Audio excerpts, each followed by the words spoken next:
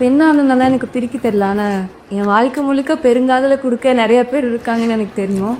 ஆனால் இது எல்லாத்துக்கும் முதல்ல ஒருத்தி காரணமாக இருப்பாங்க இல்லையா, அவங்கள தான் நான் கூடணும்னு நினைக்கிறேன். அவங்க வந்து என்னோட பேரழகி, என்னோட கண்ணம்மா, என்னோட கண்மணி, என்னோட திமிரழகி, என்னோட தங்கா, என்னோட மயில், என்னோட தங்கம், என்னோட வாடா போடா எல்லாமே அவங்க தான், என் அம்மா.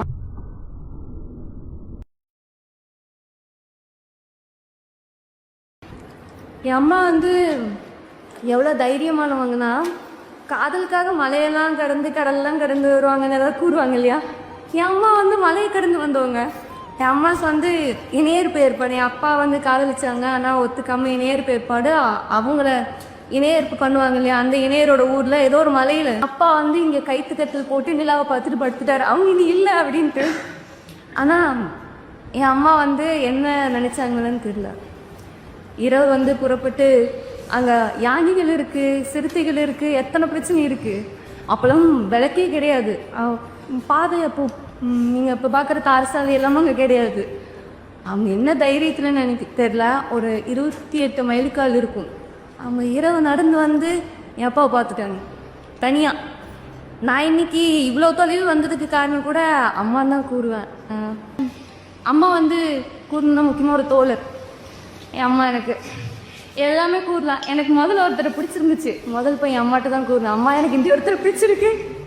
அம்மாட்ட எத்தனை பேர் கூறுவாங்கன்னு தெரியல. ஏன்னா என் அம்மா வந்து அந்த கிராமத்துலேயே இருந்தவங்க. அம்மாட்ட கூறினா சரியாக இருக்குமா இல்லைன்னு தெரியாது.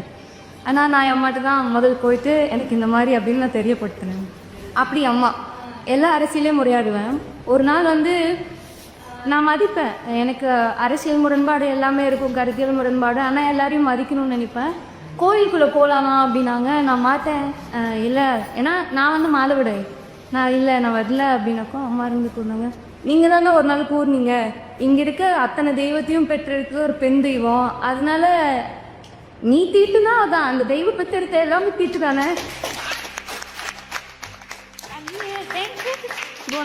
என் அம்மா ஒரு தோழர்னு கூறதுக்கு தான் முக்கிய காரணம். இரவு நேரங்களில் வந்து சுவரொட்டியெல்லாம் ஒட்ட போவோம்.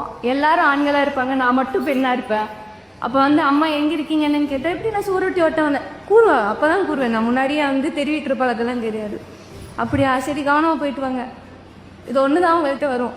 நீ இத்தனை ஆண்களோட போறியா கேட்டதே கிடையாது இன்ன வரைக்கும். என் அம்மா வந்து ஏன் போறீங்க, என் அம்மா நான் பதற வைக்கிற சூழல்லாம், பதட்டமாக வச்சிருக்க சூழல்லாம் என் அம்மாவுக்கு நான் அதிகமாக கொடுத்துருக்கேன். எப்பவுமே கூறுவாங்க கவனமாக போயிட்டு வரணும், அம்மாட்டியே வந்துடுங்க திரும்பி அப்படின்னு மட்டும்தான் கூறுவாங்க.